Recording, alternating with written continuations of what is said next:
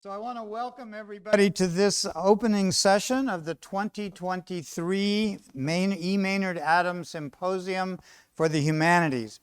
I'm Lloyd Kramer. I'm a professor of history, and I'm also the director of Carolina Public Humanities, and I want to thank all of you for coming out today. And we have a nice group here in the Keenan Center, but I especially want to welcome those of you who are watching on Zoom. I think we have at least an equal number of people in the Zoom audience. It's a pleasure to gather again in person for the Adams Symposium because the COVID pandemic forced us to have several of our programs either partly or entirely on Zoom. But this history of Zoom has given us new capabilities, including the ability to reach people now via the camera. History has shown us that the quest for humanistic knowledge and insights has survived much greater challenges in other places and other times than the COVID pandemic. We know that the Adams Symposium shows the cultural resilience of the humanities and of humanists. So, although we have not been here for centuries, like the humanities, this is the 6th annual Adams Symposium. Yeah!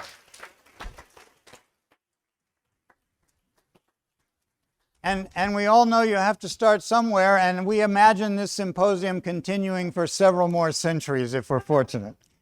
So the program in the humanities was how this project began, and we became Carolina Public Humanities a few years ago. And each year this honors longtime UNC philosopher E. Maynard Adams, who was the founder and early advocate of what was many years called the program in the humanities. And we have, over the years, always stressed our public mission to serve the people of North Carolina. And like many other projects and departments across the university, we are relentlessly of the public and for the public. And that is our mission. Yes. I'm quoting the Chancellor when I said that because he often says of the public, for the public. And we now serve thousands of lifelong learners and public school teachers and community college partners every year across all the counties of North Carolina. We are the bridge between the North Carolina community beyond Chapel Hill and the faculty and students at Chapel Hill. And this year we're also launching the Zetlow Civic Engagement Project to foster wider understanding of public engagement, of voting, of knowledge of public life, and why the humanities matter for public life. Like Maynard Adams, we always believe that the humanities contribute to a vibrant public culture, and we want to find new ways to contribute to that developing public life in North Carolina. This year's symposium is entitled The Art of Blaming and Forgiving. And it extends the themes of previous symposia by focusing on how we should respond to the wrongful actions of other people, both in our personal lives and in the communities in which we live. How does blame play an important role in our individual lives, our friendships, our institutions? And how can the feelings of blame and anger contribute to a constructive moral pathway toward the future? And we're very proud and pleased to welcome Professor Miranda Fricker here as our keynote speaker, and I'll be saying more about her in a minute. But this issue of blame and forgiveness is not simply an abstract philosophical question. Let me ask a quick question. How many of you, raise your hand if you at some time have blamed another person or yourself for something in your life. Raise your hand. Wow. Now let me ask a second question. Raise your hand if you have been able to forgive yourself or another person for something in your life. All right. Who says philosophy is up in the clouds? It's daily life. That's what it is. So you can see why we're dealing with this subject. And you are not alone in feeling blame or forgiveness. So this symposium is here because of the generous support of Crawford Taylor and the Taylor Charitable Trust, and members of Crawford's family who are joining us today from Alabama. I want to welcome them through the Zoom live stream. The Taylor Charitable Trust also provides funds to support our interdisciplinary graduate student program, the Adams Fellows for the Public Humanities. And this year's Adams Fellows are sitting right here. Would you please stand up, stand up. Please.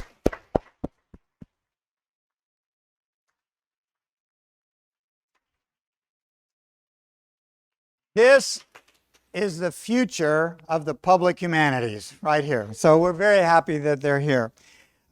We've also received support for this event from the College of Arts and Sciences. I want to thank Dean Jim White. I'm not sure if he's going to make it right away, but he's on his way. And I want to thank our CPH team, which includes Max Orr and Joanna Smith, Vicki Breeden, Christy Norris, Michaela Sinclair, Kylie Seltzer, Shagufta Hakim, Brian Insminger, and Paul Benici on the computer system. It takes a village. It takes a village to run a seminar. And I want to also thank the philosophy department and Professor Matthew Kotzen, who is here. Matt, thank you for the philosophy department support. And our great advisory board, several of our members are here, but I particularly want to acknowledge Joe Rytock, who is completing his term this year as chair of the CPH advisory board. Joe Rytock.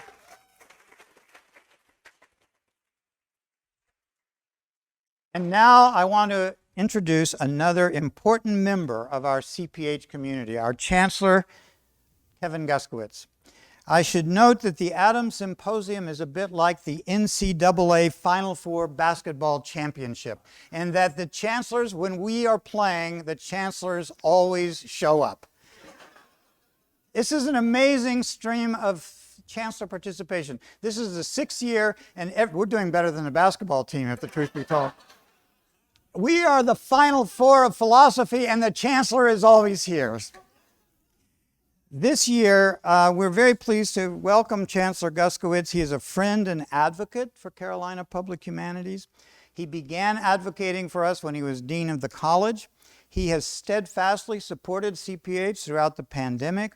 He has always emphasized the personal and public importance of a liberal arts education and humanities-centered knowledge. And as the chancellor, we all benefit from his understanding of why the humanities are important. And I must say, as chancellor, he has a lot of daily experience with the experience of blaming, and and forgiving. So thank you, Chancellor Guskowitz. I introduce you.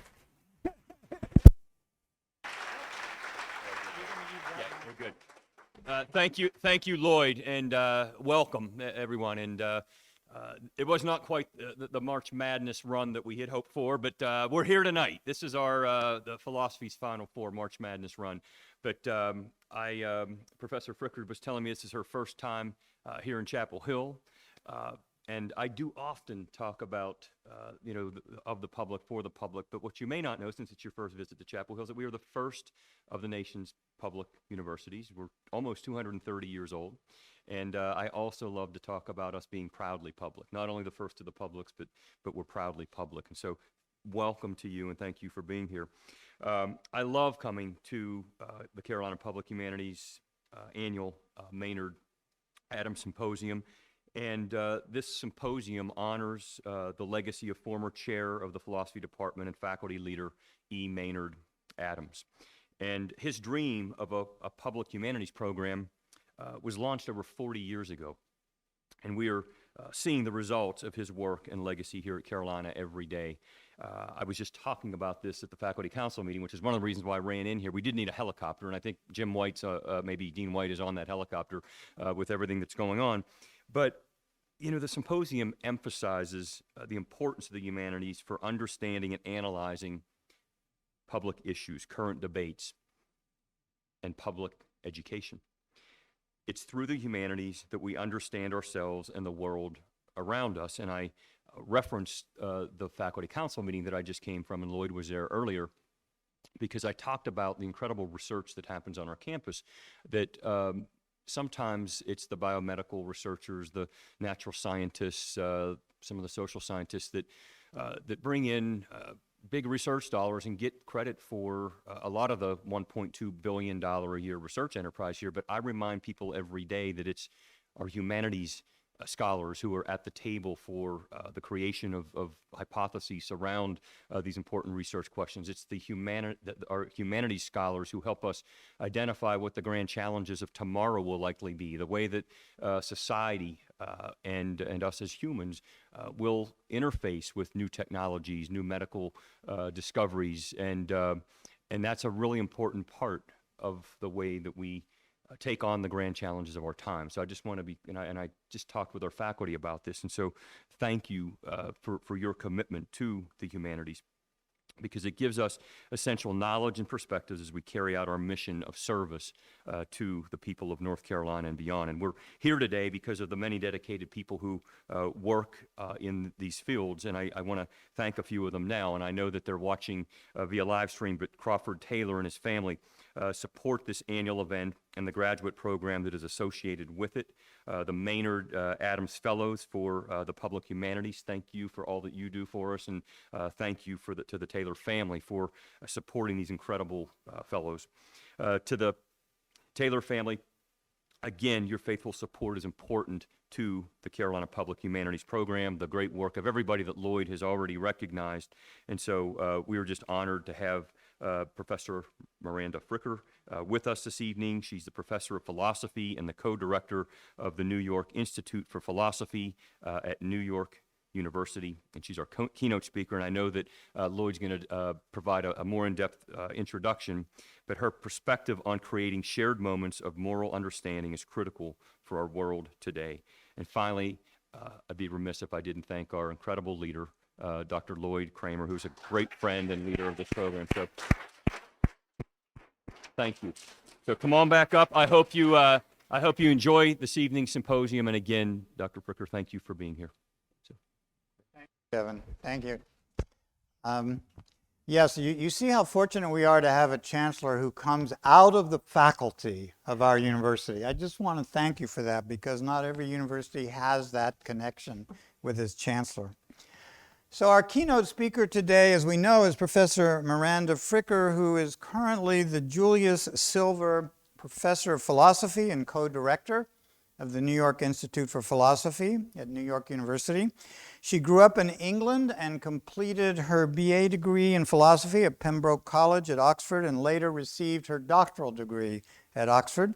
She went on to teach philosophy at various universities, the University of London, the University of Sheffield, and then she moved to the Graduate Center at the City University of New York in 2016. And just this past year, she joined the philosophy department at New York University. Professor Fricker's research and writing focus mainly on moral philosophy and social epistemology, and her many notable publications in the field include the book Epistemic Injustice, Power and the Ethics of Knowing, which was published by Oxford University Press in 2007 and helped to create a whole field of discussion and debate. She has also written about feminist perspectives on philosophical knowledge, and she co-edited the Cambridge Companion to Feminism in Philosophy. Her other publications include more than 30 different articles and book chapters, and many of her recent essays deal with the problem of blame and forgiveness, which will be the subject of her forthcoming book, which is entitled Blaming and Forgiving, The Work of Morality, which will be published by Oxford University Press. She's received numerous awards and honors, which include a visiting professorship at the École Normale Supérieure in Paris, the presidency of the Eastern Division of the American Philosophical Society, a position she held this past year. She's also a fellow of the British Academy and of the American Academy of Arts and Sciences. You can see why we are pleased that she is the keynote speaker for this year's Adams Symposium. And we want to welcome all of you here. In fact, I just see the dean has walked in, and we are never going to blame you for coming in late because the traffic is terrible. Thank you for arriving. the dean of our college, who has generously supported this event, Jim White and his wife, Chris. Thank you.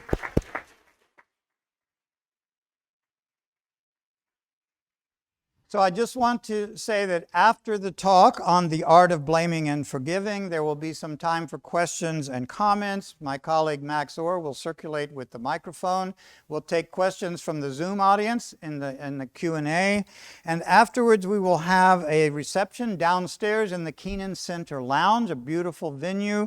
And tomorrow, we will continue with 2 panel group discussions in this room in which people will respond to the comments that Professor Fricker makes today. But please join me now in welcoming Professor Miranda Fricker to UNC to talk about the art of blaming and forgiving.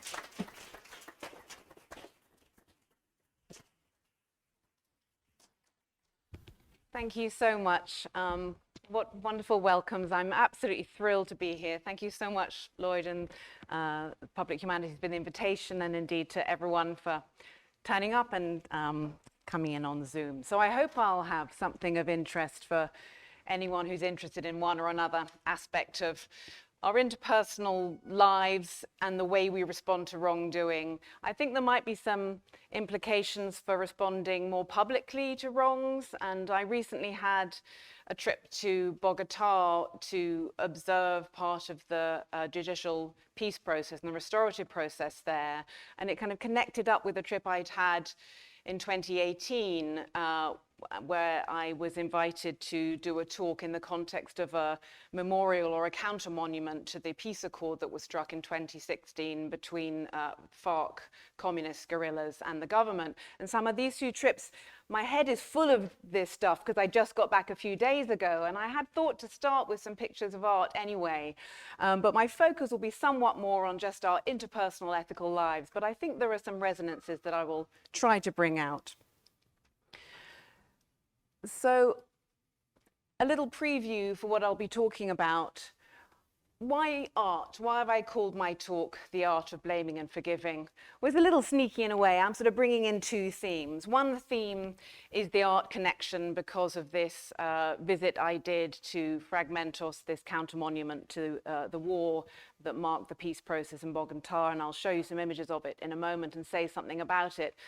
And I'm just immensely struck by the way that art has this extraordinary capacity to say many things at once, or not to quite commit itself, but to kind of limn the borders of different perspectives so that we can come away from a sculpture, or indeed a monument in this case, with different readings of it, different perspectives. And it has this capacity to be endlessly suggestive, ambiguous, and to, on purpose, kind of tangle up ideas so that we walk away undecided and with different perspectives in our minds. And I'm always struck that in philosophy, we're trained to do exactly the opposite. We're trained to disentangle, to disambiguate, to make explicit that which was formerly only implicit, and to decide things, to try and settle things with arguments.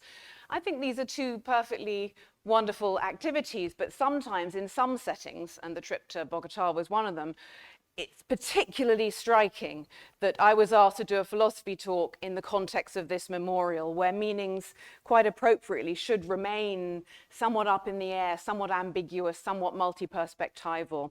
So that's where I'll start. So in a sense, blaming and forgiving can be constituted by art, as I'll suggest in a moment.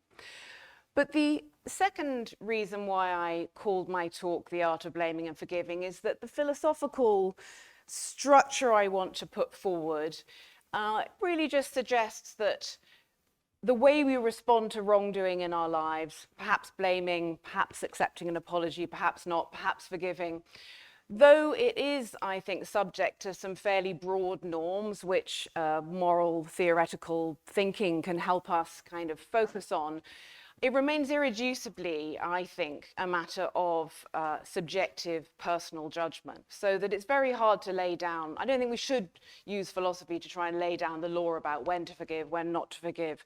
And I want to try and bring out these irreducibly subjective aspects of good moral judgment in these matters by the idea that it's more of an art, part of the art of living, rather than a science or the, as it were, mere application of principles that a theory could hand down to us. So there's an art of responding to wrongdoing and no one way of doing it. I suppose more generally, my philosophical perspective is going to be kind of functionalist. I think it's a good idea to step back from our various practices of blaming and forgiving and ask ourselves what good they do. What's the point? Is there any need to blame? What are we doing when we blame? Which forms of blaming actually serve some useful, progressive moral purpose, and which forms would we be better off moving away from? How do practices of forgiveness sometimes seem to reimpose structures of power rather than set people free? So that's stepping back and looking at our different practices in a somewhat what do they do, what's their point, what's their function sort of perspective is going to be the route that I'll take. So going back to actual art, this sculptural piece, this monument by the Colombian artist Doris Salcido, this is called Fragmentos, and I'm going to describe the context and the process through which it came about. This image was taken back in 2018 when first it opened, but it started being sort of conceived fairly soon in 2016 after the peace agreement between FARC and the then president, the government signed then by President Santos, as he was president at the time. And there was a question about what to do with the guns. When the peace agreement was signed, FARC, or FARC-EP as it's sometimes known, these are communist guerrillas who started out in their cause aiming to protect the poor and peasant population and indigenous population from the sorts of land grabs and inequities that were historically the case in Colombia. But then, of course, civil conflict brings more civil conflict, and many terrible things were done. They were notorious for kidnappings and made most of their money by dealing with narco traffic, dealing with the cartels and so on, in the process of which they controlled the villages that formerly of peasants and indigenous people who'd formerly produced other crops and were now coerced into producing, perhaps I shouldn't use the word coerce anyway, we're now producing coca and only coca for the trade. And when Salcido talked to some FARC members about different possibilities for a monument to the peace, many FARC members who thought of themselves as having, fought a just cause, at least in part, were they found it very hard to hand over their weapons. Their weapons were for them often personalized with little tags and things, and they were an object of security, an object of power that they held very dear. And some people had been putting forward ideas of a monument of guns, and Salcido thought this was a horrendous idea. We're not going to look up to the guns that have been part of the terror in our country for 50 years plus. So what to do? And she somehow persuaded, the guns were all handed over to the UN, about 7,000 or so, often US-made guns, in fact. And they were handed over to the UN, and the UN handed them over to Salcido. And they were melted down as she conceived a project where we wouldn't be looking up at a monument to the guns, but we would be finding a way to make a platform out of them so that we would look down but feel their reality in the ground as a platform from which to move on. And she melted them down, and over many years she'd taken testimonies from women who'd suffered sexual violence. And I should say, I've mentioned only FARC, but the situation in Colombia has been extraordinarily complex for all these years. There are many moving parts. There was the FARC, there were crimes committed by state armed police and state army, many extrajudicial killings, and there were many paramilitary organizations hired by private landowners and others who also, actually the death toll from the paramilitary groups is far greater than any from any other group. And organized sexual violence was a part of the life in the conflict, and especially indigenous women were systematically suffered this fate. And over the years, Salcedo had taken many testimonies from women living in the villages, 'cause living in the centres, in the metropolitan centres, people, you could almost sort of, it was as if there wasn't too much conflict going on. The actual fighting would always happen in the countryside where the state had sort of receded, and it was now just controlled by this, that, or the other group. So the large peasant and indigenous populations were the ones who suffered the brunt of it all. And Salcedo had taken testimonies of women over the years, not quite sure why she was doing it, but feeling it's important to record and somehow make these relationships and have them know that she at least and others will know that these things happened, and with some faith that it will come out in the end, as indeed it has. And she, when the time came to make the monument, she contacted many of these women and they made it together. So what they did, she had all the metal melted down, as you saw, and then it gets crushed into fragments, hence fragmentos, like sort of metal dust, and then melted and poured into molds which were made in this collective artwork by women victims. And I use the word victims as advisedly. It's the word used always for all the victims of the civil conflict in Bogota, and they don't, even victims of sexual violence don't use the word survivor. They want to be recognized as victims of crimes because that has been their uphill battle for many years, for these things to come out and the truth be in public and be recognized, and those responsible come forward and admit at least some of the crimes so that the country can move on. And so here, I think I have a little movie of all these women. That's Salcedo just there walking away, making metal molds into which the molten metal of the guns would then be poured to make the massive floor of the monument. And many of these women were describing, there's a certain obvious therapeutic value in this. They were together. They each saw each other, that yes, this happened to me, this happened to you. The recognition of how many people had suffered this crime was very empowering to them. And there's again Salcedo. And they talk about, at first I hammered gently, then I was smashing it and getting out my anger, and going through a certain sort of therapeutic process in this collective artwork making, which each of them seemed to find helpful in different ways. And some talk of wanting to forgive, others don't.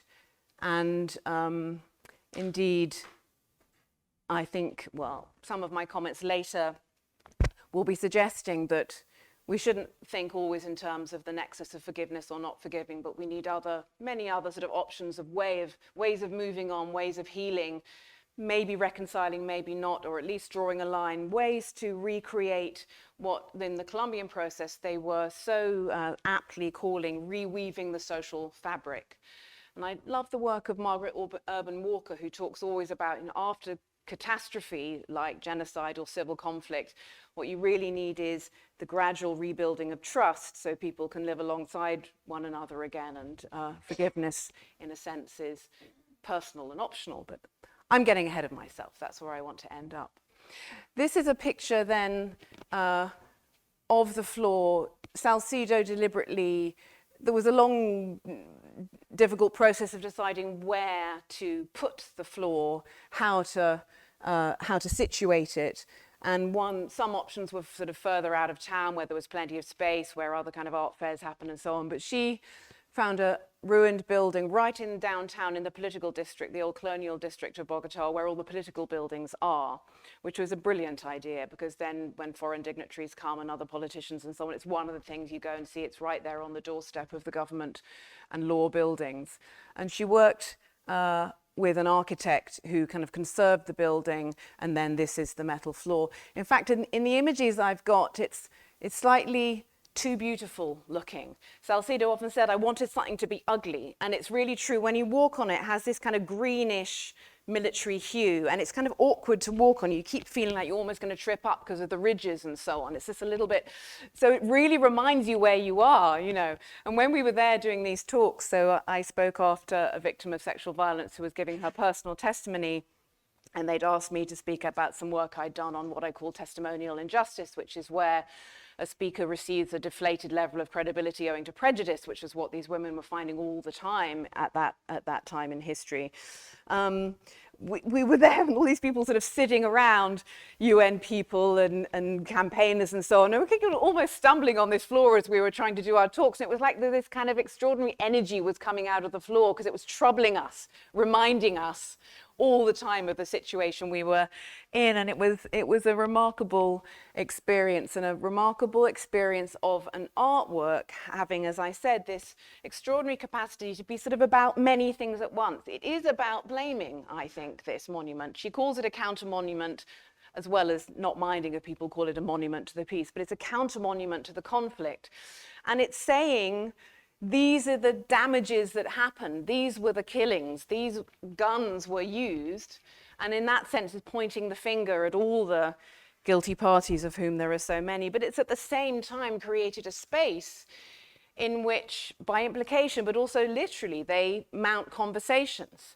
These women were telling the truth about what had happened to them. Others were there, journalists and so on, recording it. They have many consciousness-raising sessions there, and many sessions with politicians and other groups, sessions with FARC, to bring the truth to a public space in a way that people can tolerate, in a way that kind of diffuses some of the old enmity, because it's also kind of putting it in the past and creating, literally and metaphorically, a platform for bringing out these facts of the matter which shape shared understandings. And my theme today is really, if nothing else, what we want from blaming and forgiving, what we want from our reactions to wrongdoing, is something that will create shared understandings of what has gone on in order that people can move beyond.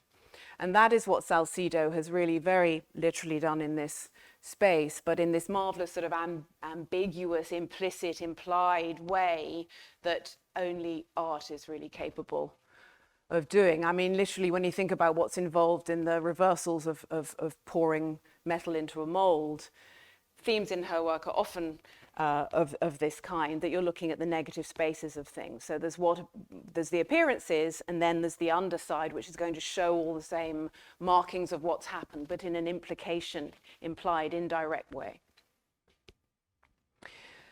So there's a piece of art which does an awful lot of blaming and forgiving all at once for everyone without taking a particular side. So let's think about words, us, philosophy, and responding, and what the nature of our practices of blaming and forgiving might be like. What I've got, one first thought is, there's all sorts of things that people do that count as blaming, and all sorts of things that people do that count as forgiving, all sorts of different kinds of practices. Some people think that blaming is inherently angry. Some people think it's inherently breaking a relationship. Some people think it's inherently making a protest. With forgiveness, some people think that it's obviously you don't need an apology, you just forgive, it's the openness of heart. Whereas others think, no, it's obvious, you must have an apology or some expression of remorse or contrition first. All these different practices that people are brought into, and perhaps we're brought into all of them in this kind of inherited moral jumble, as I'm putting it there. There are evolutionary imprints on us, surely, and many writers talk about moral address, blaming and forgiving, responding to wrongdoing, in terms of the kinds of things that are adaptively useful and make for cooperation and successful society. Victoria McGeer, a philosopher, has suggested, she said, blame could be an evolved reaction to transgressive behavior, with more nuanced reflective features, courtesy of our mentalizing capacities, by which she means our capacity to reflect on what our reactions are like and think about them in terms of, are they proportional, are they appropriate, are they directed at the same people, a kind of critical capacity that build on a more primitive foundation. So we have, maybe still, when you and I respond to someone who's lied to us or someone who's been rude to us, any kind of wrongdoing, maybe there's a little residue there of that visceral retaliation. Perhaps it's a retaliation. McGeer doesn't use that word, but something instinctive that has been culturally shaped. Similarly with forgiving too. There's Michael McCulloch, who has argued from a sort of sociobiological point of view that both blaming and forgiving, there are basically, we have instincts for them. They're adaptively very helpful. They're in us anyway as an instinct, and then they're useful in terms of cultivating cooperation. Roughly speaking, there's bound to be conflict between human beings, and if we're going to get along, we need to find ways of overcoming the conflict. So you can see how one or another practice comes about. And he puts it like this. He says, the human capacity for forgiveness, like the human capacity for revenge, solved critical evolutionary problems for our ancestors, and it's still solving these problems today. I never really know what I exactly think about that. Are we still evolving? I'm not really sure, but it's these reactions are surely still solving various kinds of problems of cooperation, although sometimes they're making them a lot worse too, depending on what qualities of reaction we are actually succeeding coming out with. And so these sort of basic impetuses deep in our nature and deep in the form of human society and what we need to get along are incredibly minimal. I mean, they really radically underdetermine what any blaming or forgiving you and I might go in for are going to look like. And so we need obviously not just evolution, but also history, culture.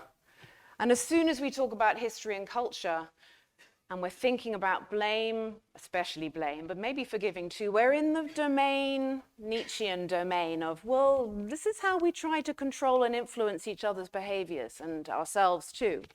So it introduces a whole other dimension of these practices, which has to make us always think of, how are our responses to wrongdoing playing out in relation to existing power relations, existing power structures, perhaps specific ideologies about who gets to blame, who doesn't, which things are blameworthy, which ones aren't, who ought to be forgiving and who doesn't really have to be. So Charles Griswold, who's got a terrific book all about forgiveness, almost every kind of thought I have about forgiveness, I have to think, I bet Griswold said that. I'll better look it up and see. And yeah, he said. So he put it so nicely. He doesn't talk about historically, moral jumble exactly, but he puts the point in his own terms. He says the meaning of these terms, and he's talking about forgiveness terms, but also moral address a little bit more generally, are hard to pin down, despite the ease with which the words are used. The shifting usages can be not only quite different from, but even inconsistent with each other. One reason for this hodgepodge of both conflicting and overlapping meanings, which is characteristic of this cluster of notions, is historical. We are the inheritors of a variety of different traditions and ways of thinking about such notions, some religious, some secular, some modern, some ancient. And indeed, the literature on ancient culture and how much it contained, for instance, notions of forgiveness is really fascinating. Some people sort of stridently argue, they didn't have forgiveness in the ancient world because they didn't have something post-Christian society would recognize as, expression of remorse followed by, as apology, followed by a change of heart towards that person. But then others say, no, well, they had their own ways of engaging in interpersonal peacemaking. And it had a slightly different emphasis, more on, as it were, oriented towards issues of shame rather than guilt, but it's still forgiveness. So things take different cultural forms, and we might be even uncertain whether to quite use our words for them or not. And things evolve through different cultural contexts in fascinating ways, and we probably have residues from a lot of these different strands, religious, secular, ancient, modern, and so on. Now, one example of how we might see certain sorts of moral practices, in this case, blaming in particular, as emulating, or you might say even reinforcing existing power structures in a society. Just to explain what I meant by that, it's beautifully brought out by a French historian called Patrick Coleman, who writes about French 18th and 19th century culture, and in a book called Gratitude and the Enlightenment Writer, there's a chunk of it that's devoted to what he's calling anger, but it's specifically the kind of anger I think most of us would call blame, because it's anger expressed in response to perceived slight or perceived insult. So it's a kind of indignation response, which most people think of as one kind of blame.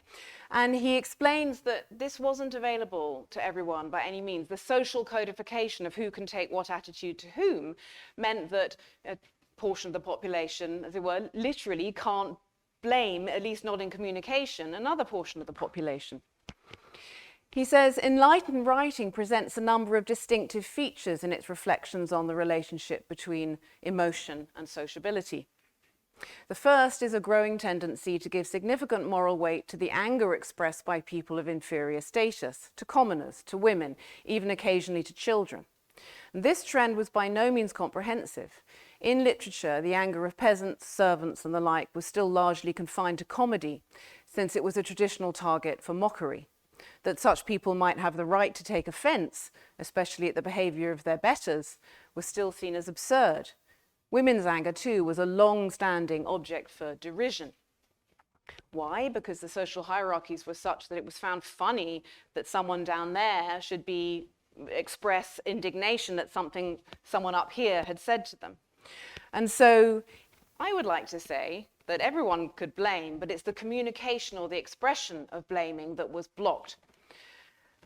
I bet the women and the peasants and the commoners knew very well what was blameworthy and what wasn't, but you can't get the uptake when you try to communicate it in public, as it were. So these are just ways in which we ought to expect that in the jumble of our historical inheritances, not only some of the visceral aspects of our evolutionary nature or some of the particular historical formations that have gone before ours in terms of blaming and forgiving will find their way into our own sensibility, but also perhaps some of the power structures or some remnants or some, as it were, new evolved version of those power structures might be present in our lives too, and we need to be on the lookout for them. So I mentioned that I want to take philosophically a kind of functional approach. What's the point of blaming? What's the point of forgiving? Which versions, which formations of blaming or forgiving actually do any good?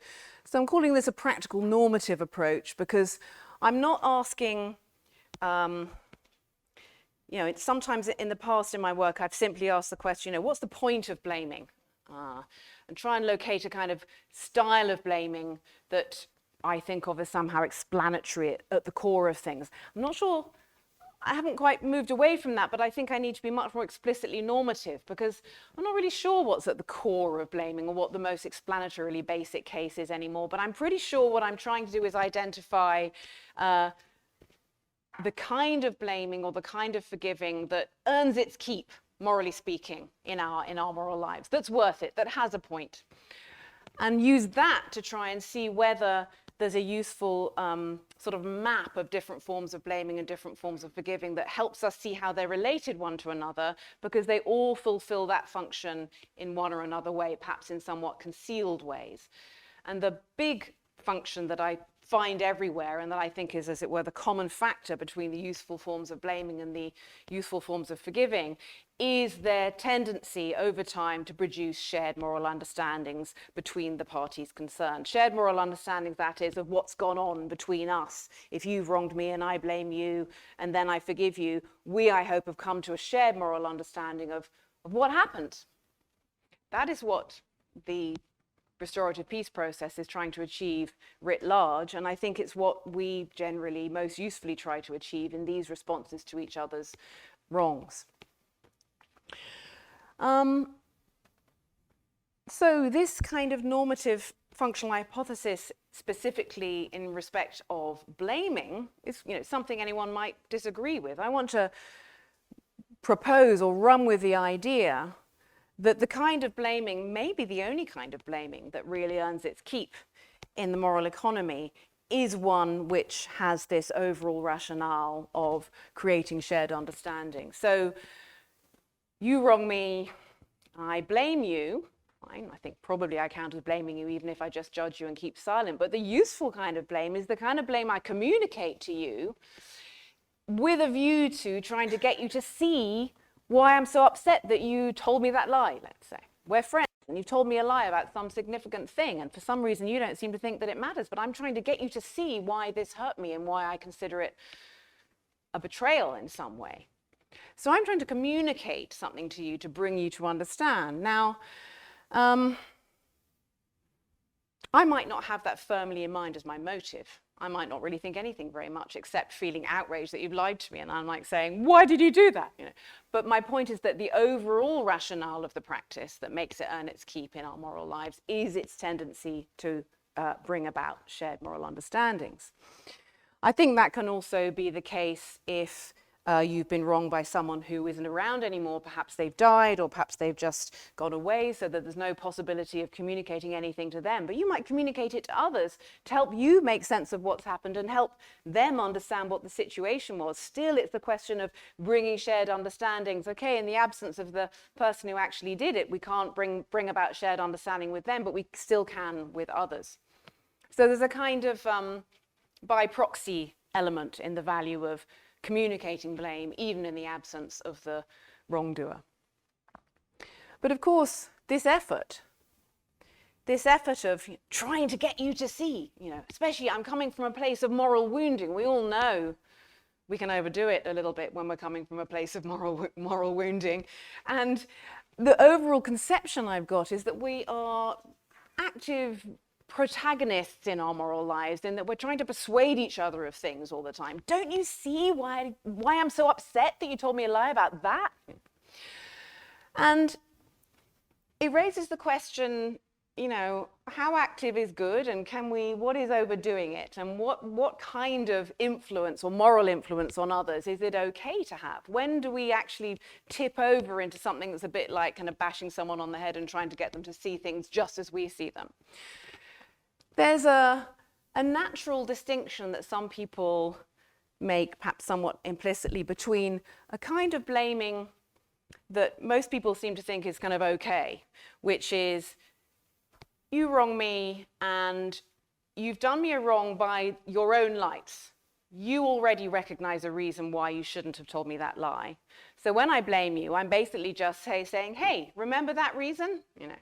And no one finds that problematic, because it's just like preserving your own rationality, and I'm just reminding you of your own standards.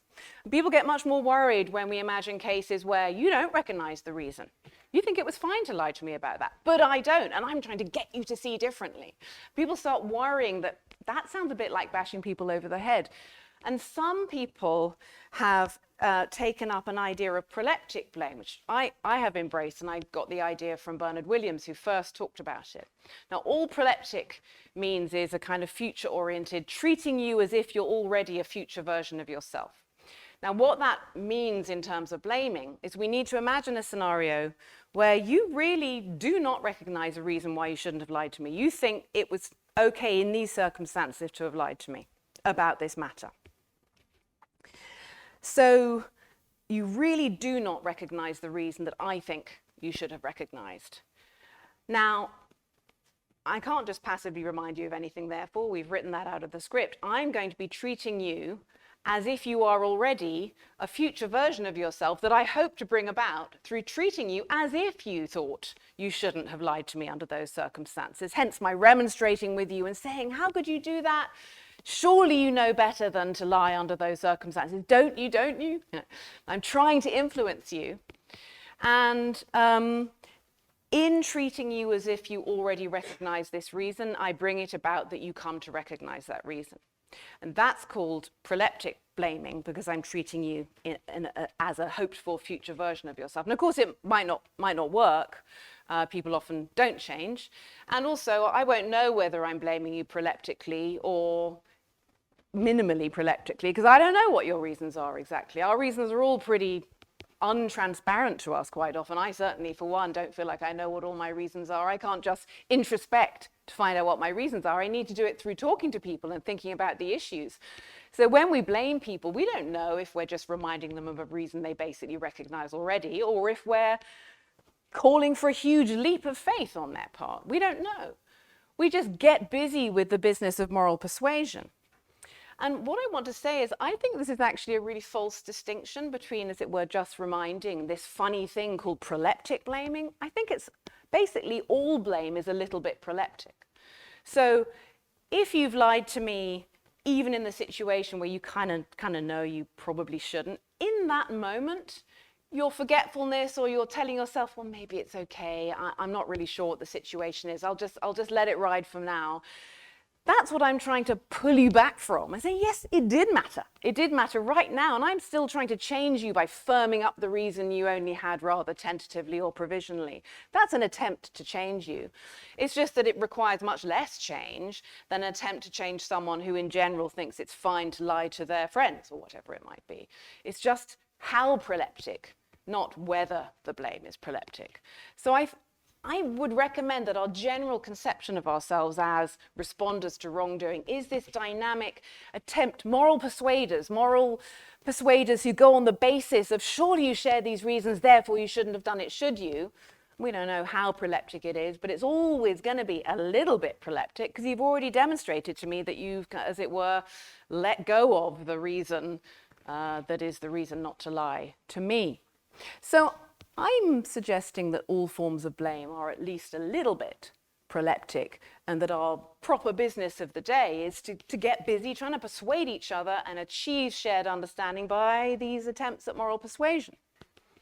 But, of course, as soon as you say that, it's true, we should start being very aware of inherent, kind of built-in tendencies for deteriorated forms of blaming. And what I mean by deteriorated is, you know, moral persuasion is one thing, and you get more and more persuasive and more sort of like trying to get the other person to change. And at some point, you're just bullying them. At some point, maybe they just disagree and they just don't see it your way. And your attempt to get them to see what you already see, hold on a minute, I need to take a step back here. And this needs to be more of a dialogue, because I might have a distorted perception of what was done. Maybe I'm overreacting. Maybe I didn't fully understand the context. And so there's a general worry which McGeer has brought up about blame in general. She isn't really thinking about, especially about proleptic terms, but if I'm right that all blame's a little bit proleptic anyway, then we're already in the right ballpark. She says, blame is kind of for regulating each other's behavior, but maybe that's a bit worrying because maybe regulating other people isn't a very respectful business. We should be reasoning with each other, not regulating each other. And she solves this problem, and I go along with her solution of just saying, yeah, it's okay. It's fine to try and regulate each other so long as it's dialogical. It's got to be a two-way street. And she says, you know, basically we need to ask ourselves, is my form of blaming passing a kind of dialogical test? Am I listening? Do we have to listen as much as we're telling? I don't know. But am I listening enough to whatever pushback there is from the person I'm remonstrating with? And, you know, who knows? The result of communicative blame, therefore, may be more of a change in me than a change in the person I'm blaming. You have to be open to these different interpretations. And if our communications and our exchanges pass McGeer's dialogical test, then what she thinks we will have guaranteed is that if we change the other's point of view and they shift over to a perspective where, yeah, I shouldn't have lied to you in those circumstances and I'm sorry, what will have most proximally, most nearly changed their view is their faculties of reasoning, and not, as it were, the mere brute force of my upset or my yelling or the fact that I'm their big sister or whatever else can influence one's openness or closedness to alternative perspectives. So long as it goes through our rational faculties, she suggests, and I think I'm with her, it's probably okay. I think it's worth mentioning caveats. We shouldn't be purists about, you know, it's easy to say, it's all fine if it's like reasonable, goes through the rational faculties, philosophers like that, yep, that sounds fine, that sounds respectful, none of this just pure emotional brute force stuff. Well, you know, our moral reasoning is a matter of emotional response. Our emotions tell us about the moral world, and in fact, people can just be manipulated through their rational faculties as well. I mean, supposing I'm somebody's wife and it's 19th century Norway, doll's house thinking, you know, maybe I've always grown up to believe that, you know, in the virtue of wifely obedience, that I really should obey my husband. Everyone's always told me this, and this is what I believe. And someone comes and remonstrates with me and says, Miranda, you should, you know, what about obeying Torvald? You know, it's not okay. And maybe they convince me, because this is how I've been brought up. That's still going through my rational faculties, isn't it? So I just want to say rational faculties aren't everything. I mean, maybe, you know, just listening to your heart sometimes and figuring out the reasons later can be a better pathway. So I just want to say that as a kind of little caveat to, I suppose, it's not that I'm skeptical about rational faculties, it's just that what's rational changes. What's rational, what seems rational, you know, changes according to one's perspectives. You listen to your heart a little more and you meet some other women, you say, yeah, this wifely obedience thing sucks, and suddenly your rational faculties are telling you something very different. Anyway, I think we can piggyback on McGeer and solve the regulation worry in this way, and I think that goes for all kinds of blame, even the most proleptic kinds of blame. Other worries. You see, I'm constantly obsessed with all the ways that stuff goes wrong, and all these deteriorations that I think are like here, there, and everywhere, and as we respond to wrongdoing. And I think it's really good to have a vivid sense of the drama of it all. Here's an actual piece of drama. Eugene O'Neill's Long Day's Journey into Night, which I hadn't seen until a few years ago, and I just absolutely love it. And if you ever wanted to go to a play or read a play, which is the most nightmarish kind of quagmire of endless recriminations and being stuck in blame from the past and then wanting to project blame, and this little list of vices: guilt-tripping, projection of your own guilt, churning up the past endlessly, overreaction and excess, essentialism about character, passive aggression. They're all here in these. I mean, you'll just say. So we have a family. And it's very, very strongly autobiographical. So the surname, the family name is Tyrone, but the father gets that to distinguish him. He's Tyrone. He's also called Jamie. The son is Jamie, and later Mary, the mother, comes in. But there's another son, Edmund, and I think, if I remember rightly, there was also another son who died, whose name in the play is Eugene. But it's pretty clear, actually, with other biographical things that Eugene O'Neill is quite close to Edmund. Anyway, here goes. Father. So I should give a little bit of background, is that one of the family kind of miserable myths is or legends, I mean, I'm not saying it's not true, one of the families of legends that constantly sort of haunts them is that Tyrone, the father, is really mean with money. Close-fisted, the Mary is always saying. And the fact that he's been close-fisted about money and therefore got Mary a bad doctor after she suffered terribly giving birth to one of the sons is put down to her current opioid addiction. Yes, 1956, opioid addiction, here we go. There are plenty of current residences, but all this blaming, so everything is all nightmarishly caught up together, as you'll see. So the father, Tyrone, says, it would be like a curse she can't escape a worry over Edmund. It was in her long sickness after bringing him into the world that she first, Jamie interrupts, she didn't have anything to do with it. Well, I'm not blaming her. Then who are you blaming, Edmund? For Edmund for being born? You damn fool, no one was to blame. The bastard of a doctor was. From what Mamma said, he was another cheap quack like Hardy. You wouldn't pay for a first-rate. That's a lie. So I'm to blame? That's what you're driving at, is it? You evil-minded loafer. And then they hear Mother Mary coming in. Shh. She goes, what are you two arguing about? Same old stuff. And everything is recycled. They just are in this terrible spiral, this trap, and no shared understanding ever comes about from any of the conversations in this marvelous play. And it's completely miserable and marvelous. And if you wanted a sort of masterclass in how not to do blame within a family, this would be a good antidote. So what I'm trying to suggest is that good ways of blaming, the effort of moral persuasion, the effort of exerting a certain moral power, if you like, over another to get them to see, even while it needs tempering with this dialogical openness so that I might be changed just as much as they or more than they in the end, it has, when we're doing it well, we are trying to persuade. We are kind of treating someone as if they share our values and therefore should see it our way. And therefore it is intrinsically prone to certain sorts of deteriorations into forms of moral coercion and becoming sort of trapped in it when the other doesn't respond appropriately and dialogue closing down. So this is just one of the sorts of pitfalls it's worth being particularly aware of. Of course, it's not news to anyone that we do this, but I think what I'm trying to show is that when you try to blame well, part of what you try to do is persuade and influence others, and that attempt already has a certain seeds of its own corruptions built in.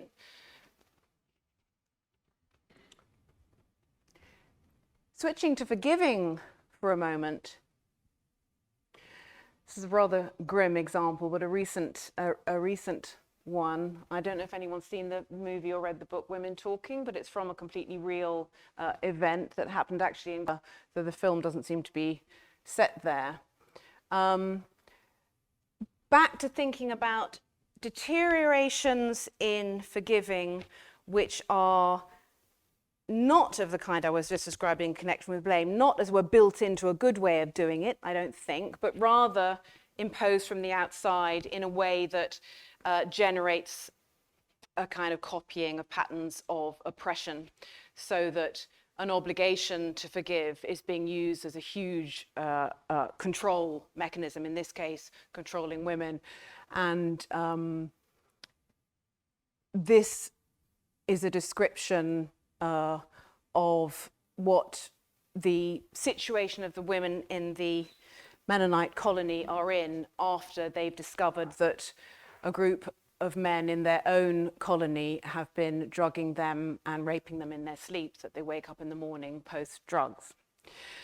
The remaining men of the colony, except for the senile or decrepit and myself for humiliating reasons, have gone to the city to post bail for the imprisoned attackers in the hope that they will be able to return to Molochna while they await trial.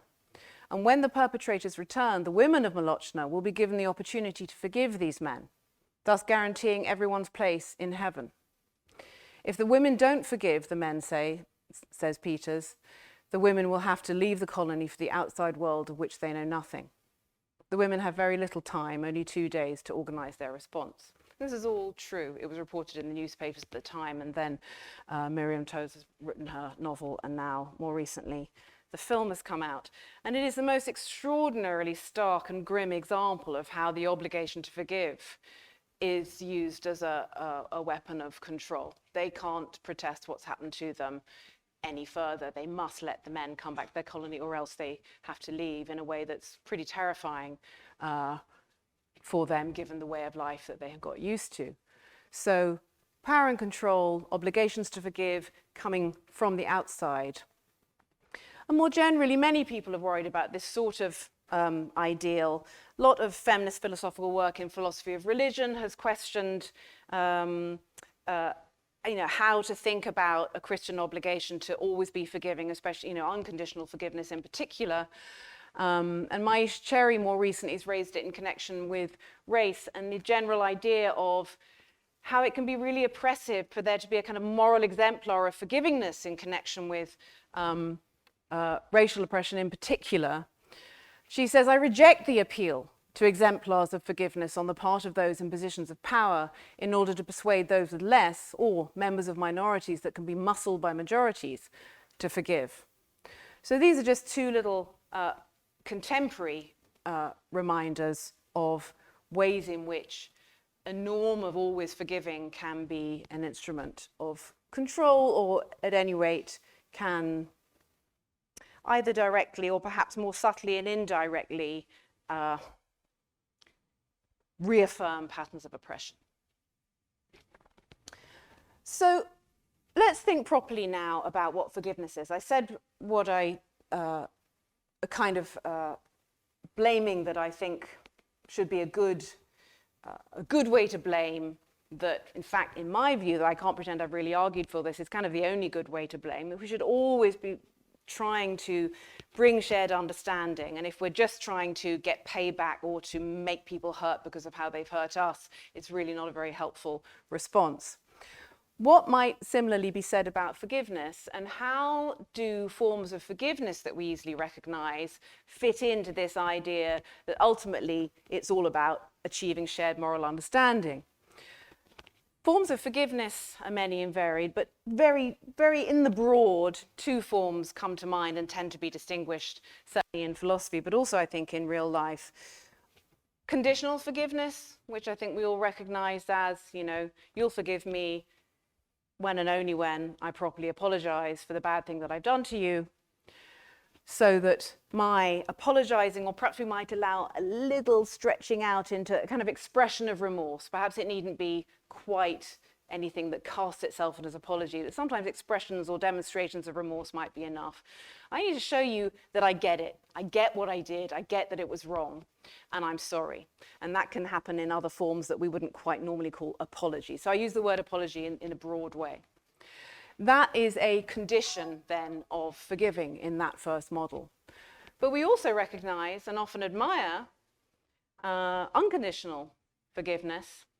And as we saw from Cherry just now, it's a kind of often thought of as a moral exemplar of a kind of ultimate forgivingness and open-heartedness. It's often held up as a moral ideal, but she's reminding us it can be a problematic ideal, at least in some circumstances. We certainly do recognize unconditional forgiveness and valuable, at least in some circumstances, where you forgive, and I've put it a little bit prejudicially, ahead of time. So you wrong me and I just forgive you anyway. Never mind about any expressions of remorse. Maybe you'll never feel remorseful, but maybe you will. I just don't know yet, and I'm forgiving you up front. This is quite, lots of people find unconditional forgiveness in the philosophical literature. It tends to divide along these lines. Some people defend it and others just think it looks a lot like condoning the wrongdoer and don't really get how it could be a proper part of moral responding. How could it be a proper part of a pattern of responses to wrongdoing through which, directly or indirectly, the wrongdoers are kind of held accountable? How is it that? Is it just letting people off? And maybe sometimes there's a place for just letting people off. But is there some concealed way in which unconditional forgiveness too is a proper part of the family of responses to wrongdoing through which we hold others and ourselves accountable? I think there is, and I think taking this practical functional approach reveals exactly how unconditional forgiveness does in fact play a part in promoting the kind of moral shared understandings that I'm suggesting is in a way the kind of gold standard for responses to wrongdoing. How? Again, remember what prolepsis is. Prolepsis involves treating another, well, in these circumstances, proleptic responses involve treating the other as if they're already a hoped-for future version of themselves. So they don't have those attitudes yet, but you treat them as if they did, and they come to have those attitudes. We saw that with blame. Unconditional forgiveness looks to me like a proleptic version of conditional forgiveness. How come? Well, you wrong me, maybe you tell me that lie, and I open-heartedly, who knows what my motives are, they might be no matter what, but the practice I'm engaging in is that I open-heartedly forgive you up front right now, because I'm committed to that for whatever reason, perhaps a religious reason, perhaps a personal ethical reason, doesn't matter. And in doing so, I'm kind of doing something quite surprising that we all know isn't really normal. It's expressly magnanimous. It's like you're thinking, well, I haven't even said I'm sorry yet, and you're already saying it's okay and you forgive me. So there's a little moment of moral recognition, of unusual moral generosity. It's not the usual thing where you wait for the apology. It's like, oh, already. That tends, and I think there's some empirical evidence for this, so I hope I'm not just like making stuff up and being optimistic, but I believe there's quite a bit of empirical evidence. That does tend to prompt a moment of moral honesty, moral humility in the person that has committed a wrong. It's like the generosity kind of disarms you, and you're much more likely to relate to the person you've wronged as a kind of equal human being and who you kind of now are more willing to see that you shouldn't have wronged in that way. And so, and this is an empirical claim, insofar as it's true that unconditional forgiveness does tend to prompt the moment of remorseful understanding, then what we've seen is a rather interesting rearrangement of parts in time. Conditional forgiveness has the wrong and the blaming and the expression of remorse, and then and only then the forgiveness after the remorse. Unconditional forgiveness lobs the expression of remorse into the future. So it is not now insisted upon in the now before I forgive you, but it's as it were a hoped for outcome of the forgiveness. And insofar as, and only insofar as this is a real tendency in the practice, and as I say, it's a contingent empirical claim, but if it is, that would make unconditional forgiveness earn its keep in these nexus of practices of responding to wrongdoing through which we achieve shared moral understandings. Because that moment of humility, moment of moral honesty makes me think, if I'm the one who's done the wrong, yeah, I actually shouldn't have lied to you. I shouldn't have done that thing. So I don't want to say that unconditional forgiveness is only any good if it does that. I just want to say that when unconditional forgiveness in fact has that pattern and that tendency to have that effect to bring remorseful understanding in the future, then it clearly belongs to the same functional family as conditional forgiveness and blame, according to me. They are all aiming to achieve shared moral understandings, more or less directly, in a more or less open or concealed way. Conditional forgiveness does it by demanding it now. And let's hope there's a bit of dialogue and openness about exactly what you're supposed to acknowledge before I forgive you. But unconditional forgiveness can do it in a concealed way in the future, more indirectly. I think there can still be forms of unconditional forgiveness, perhaps, which are valuable because it can be valuable and appropriate just to let someone off. You just let it go. And one of the things I want to emphasize, I think, is that, I'll come to it. Perhaps I shouldn't get ahead of myself, but forgiveness isn't the be-all and the end-all. There are other ways of moving on, moving past wrongdoing. And this is something I felt especially aware of, actually, in this recent visit to Bogota, where somehow there was a kind of, even though none of the restorative peace process was set up so that, right, you victims have to now decide whether you're forgiving or not forgiving. No one who was organizing it ever mentioned forgiveness. But the default on the part of many of the perpetrators and the victims was to talk in terms of begging for forgiveness and giving forgiveness. And somehow maybe that was good and maybe that was what they wanted, but it felt a little like it was kind of insinuating itself and dominating the, if you like, the semiotic space of this exchange more than might have been helpful.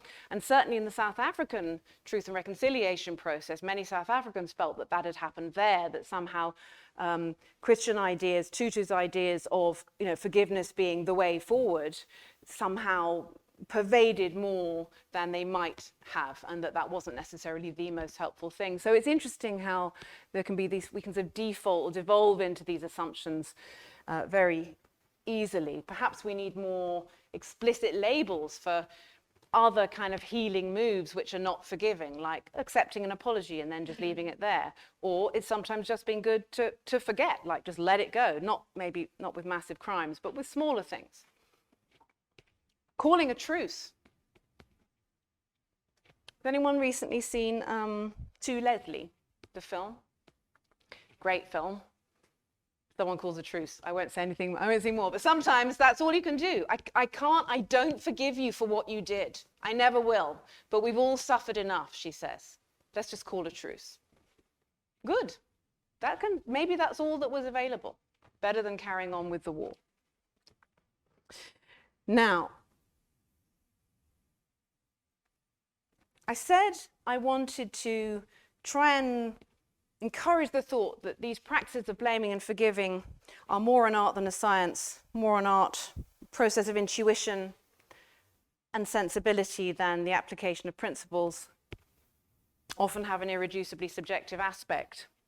This is very salient in the question of when to forgive after an apology, or in the light of what I've just said, let's just focus on when to accept an apology. When is an apology good enough? It might be a further question whether you then want to forgive. In philosophy, I'm always reading things and I catch myself doing it saying, well, if a sufficient apology has been offered, and by sufficient I mean whatever it is that's sufficient, so the condition is fulfilled, then conditional forgiveness obviously comes because the condition is fulfilled and I just said so. But what is that?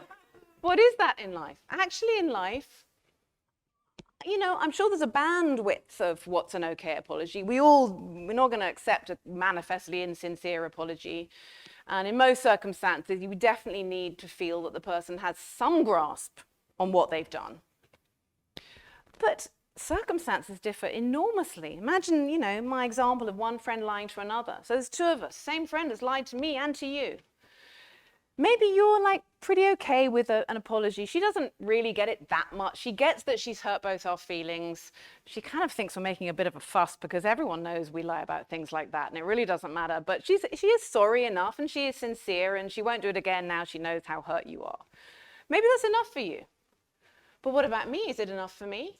Maybe I've been hurt by people lying to me so much in my life that I just need more than this from a friend. Maybe I cannot be friends with someone who would ever do that because of my personal history. We're different. People are different. What's a sufficient apology for you will be different from what's a sufficient apology for me, even from the point of view of just accepting the apology, let alone whether we then want to go on and forgive.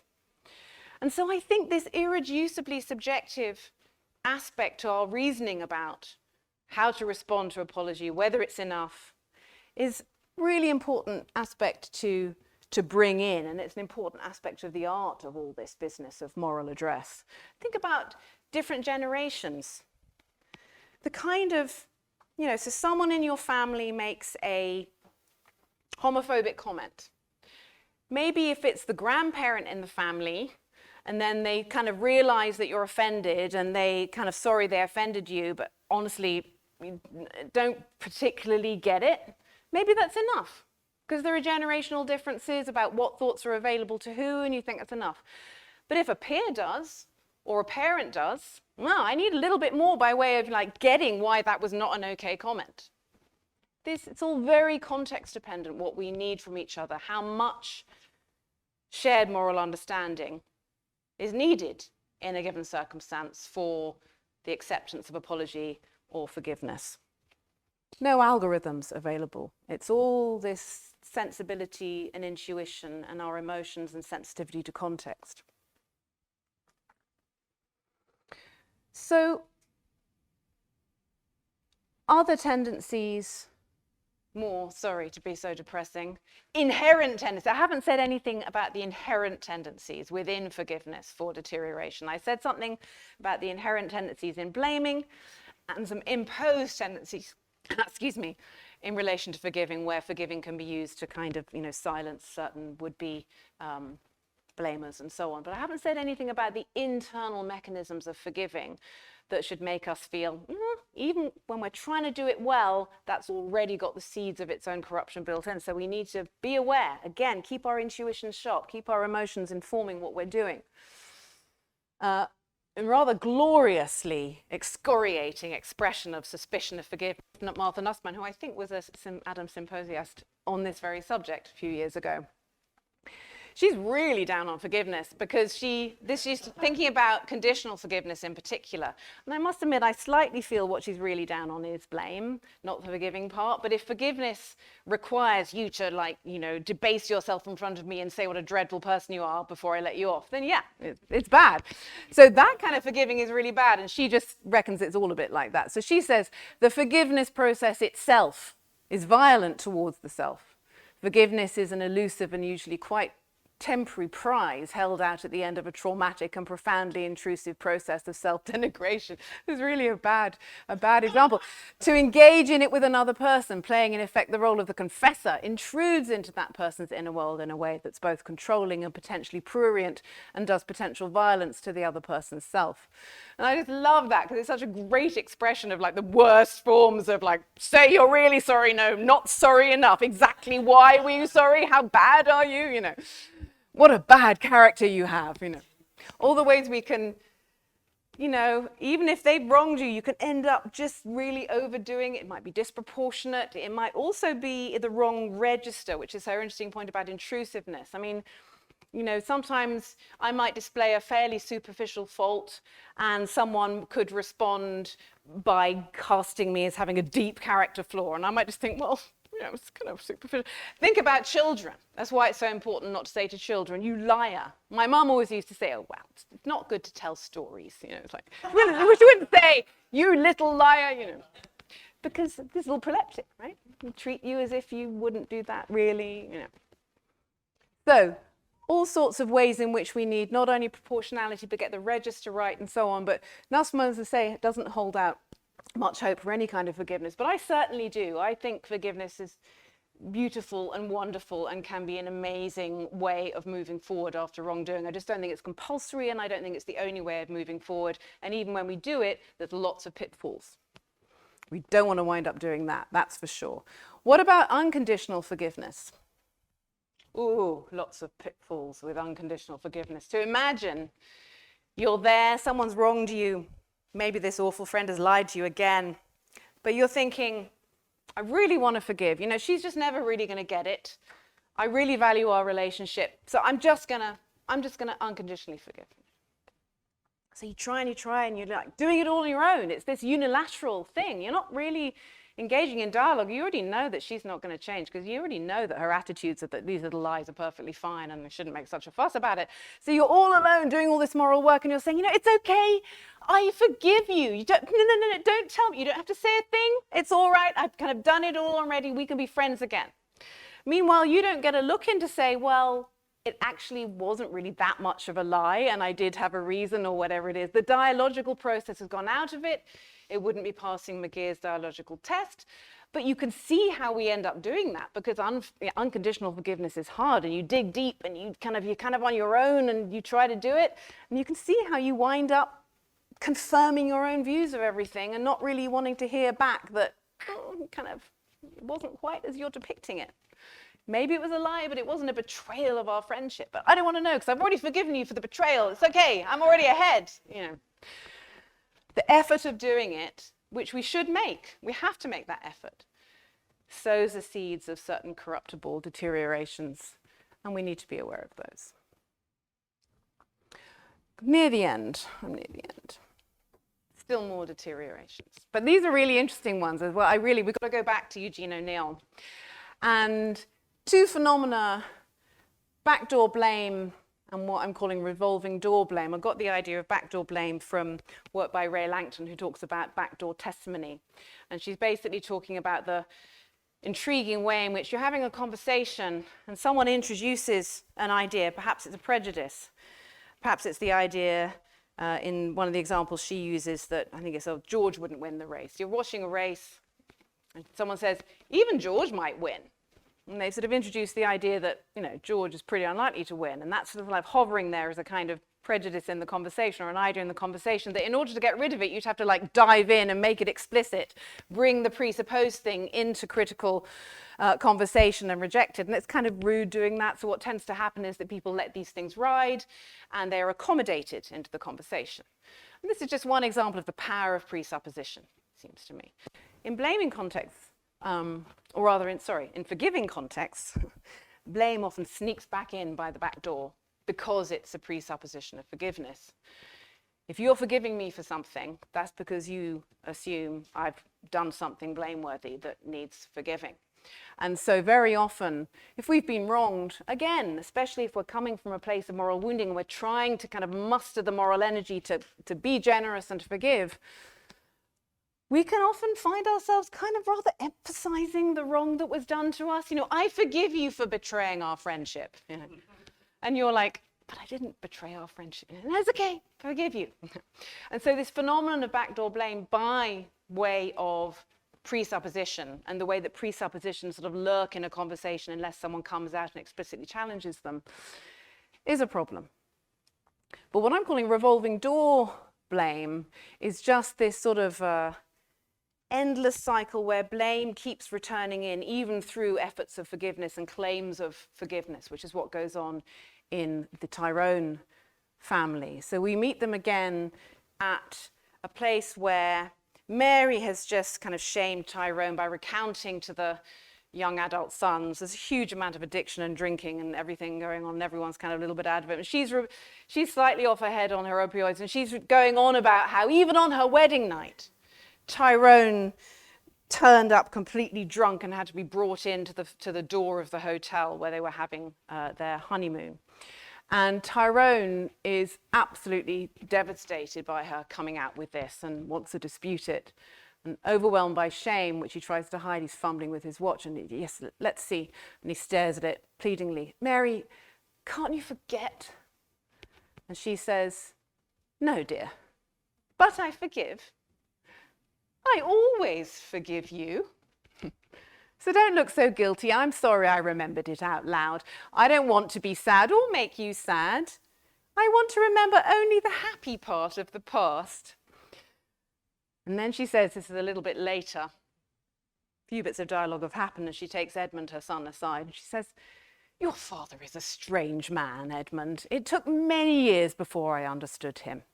You must try to understand and forgive him, and not feel contempt because he's close-fisted.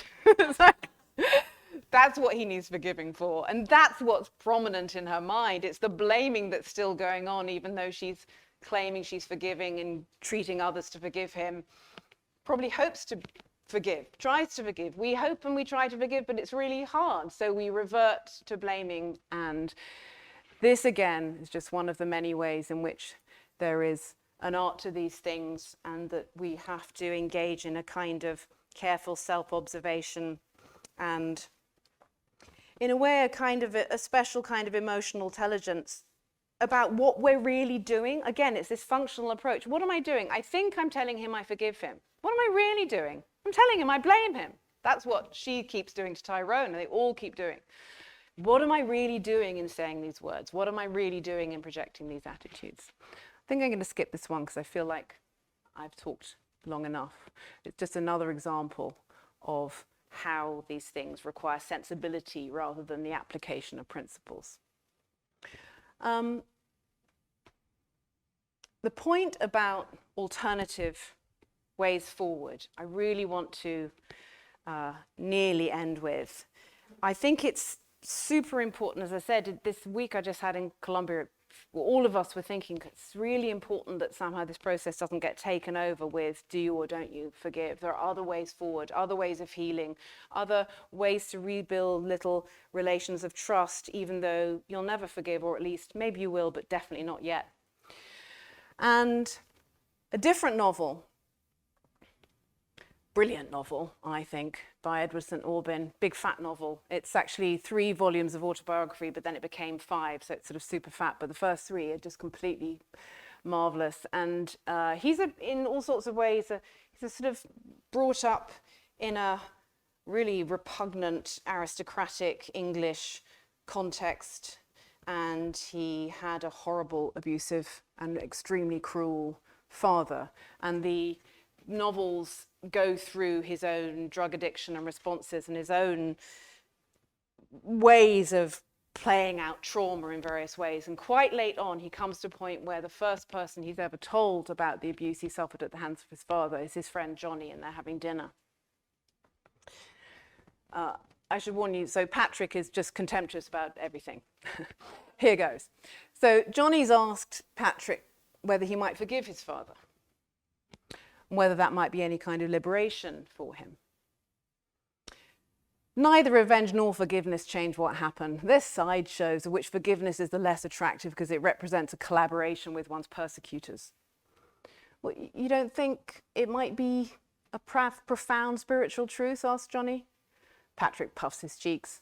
I suppose it might be, but as far as I'm concerned, what's meant to show the spiritual advantages of forgiveness in fact shows the psychological advantages of thinking of the Son of God. So how do you get free? Asked Johnny. Search me, says Patrick. Obviously, or I wouldn't have told you. I think it has something to do with telling the truth.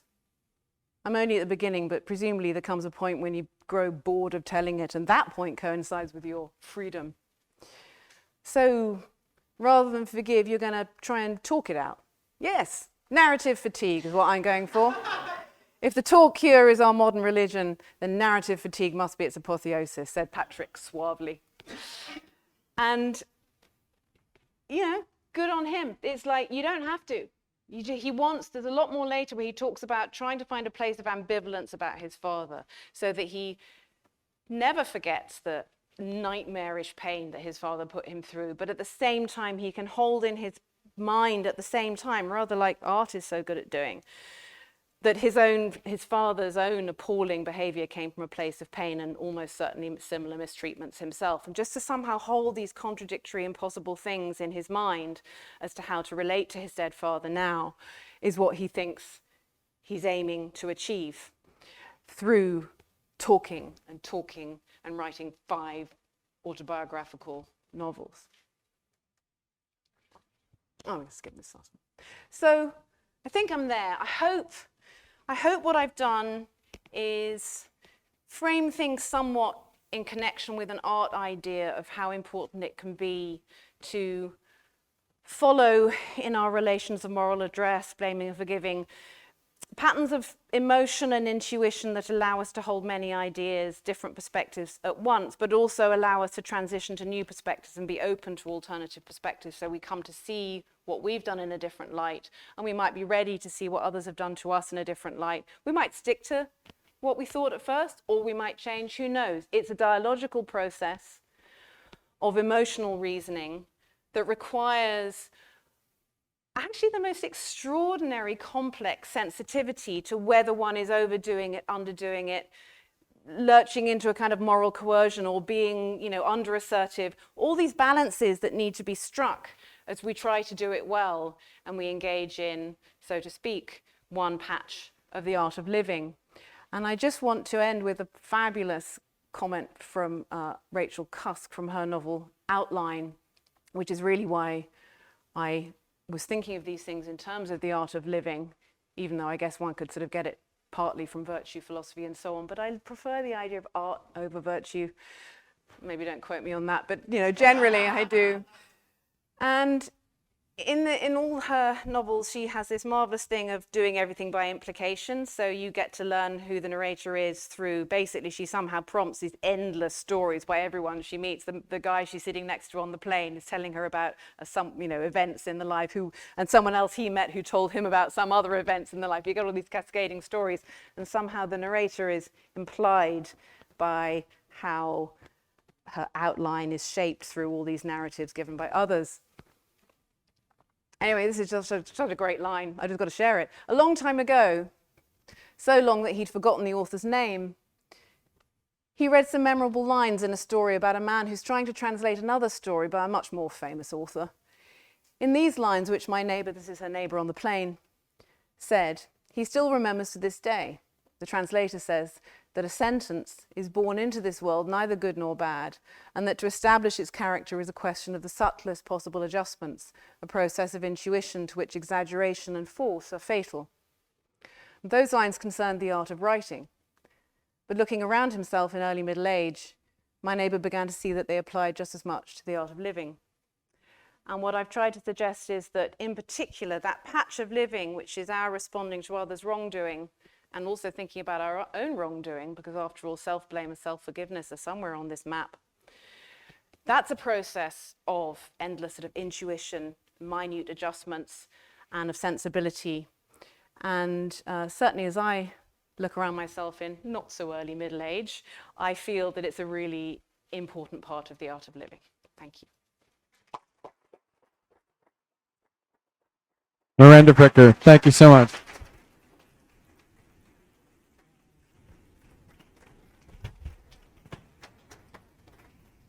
So thank you so much.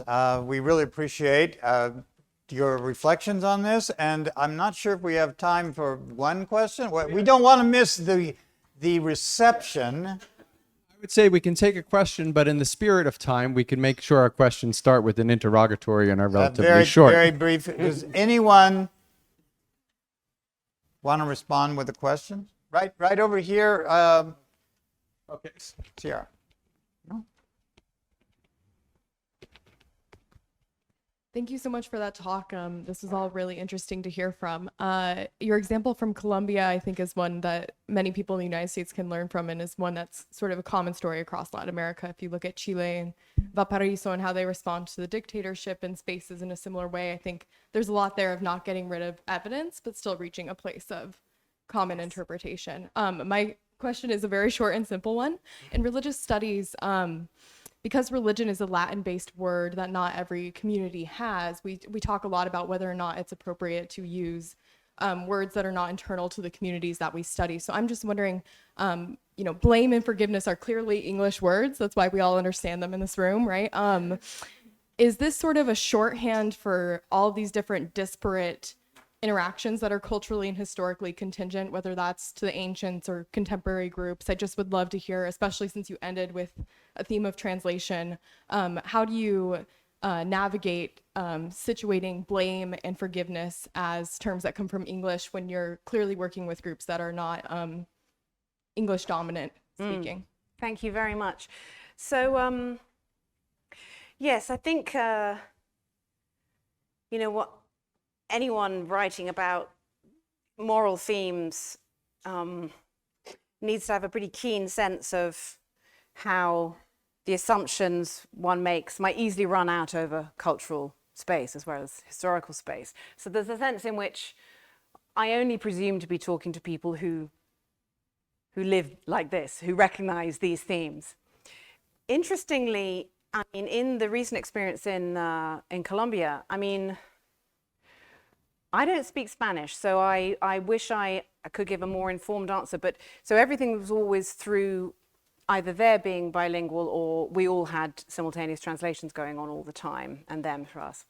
So someone could give you a much better answer than this on the linguistic points. But it seemed as if there was a complete ease of translation and that we all were talking about the same thing, but just using different languages to do so. Where there was much more change was in terms of indigenous communities' own cultural understandings of, in particular, because they were finding ways to talk about the crimes that had been committed. It was those crimes. So I didn't learn how far blame in particular translates. Forgiveness seemed to be certainly something that some of those women who presented to us and were kind of ready to talk about. But the main point was that what the Jurisdiction for Peace has been trying to build into their program, and the justice who's in charge of the crimes committed against nature and the collective of the indigenous peoples that were there, is herself indigenous. And it was much more, the difficult translation seemed to be much more in terms of, so things like, they were just forms of cultural understanding. So for instance, if you kill the shaman in your society, that's understood as having killed the whole society, as if it's a kind of genocide. And then there were interesting questions about, but can you have a genocide when only one individual has been killed? And yet, sorry, this is also grim, but these were the conversations that were going on. And so translating the moral, how to achieve shared understanding of what happened to them requires their concepts and their forms of understanding finding their way to the table, which they were doing very successfully, at least from one point of view. How satisfied they felt, I can't know. But the justice who I spoke mainly with and who presented to us didn't seem to feel there were problems of translation with blame or forgiveness in particular, but much more over what were the crimes, what did they mean? And these were things which had to be made much more explicit. And it was known. I mean, FARC had killed their leader because they knew he was the shaman, and they knew that meant they would move on. So in a way, the knowledge was simple and already there, but had been absolutely exploited in a murderous way. But then how the Jurisdiction for Peace can treat it is it needs their way, their forms of understanding to be brought to the table, which they were having to do in Spanish. And I just don't know how far they found that possible. But certainly there was a great deal of meeting of minds. I know that some of them felt. I'm sure it's a very imperfect process. Thank you. Thank you, Miranda. I think we're going to adjourn now. But I want to say we're going to continue the discussion tomorrow.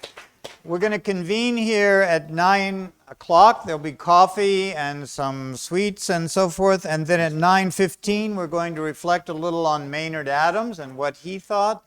And then we have 2 panels. Please look at your program. We want to continue the discussion. I know other people have questions, and we'll continue tomorrow. I want to thank Chancellor Guskowitz again for being here, and the Dean, and thank you above all to Miranda Fricker. And please go downstairs and eat and drink, and don't feel blameworthy for drinking. Thank you. Thank you.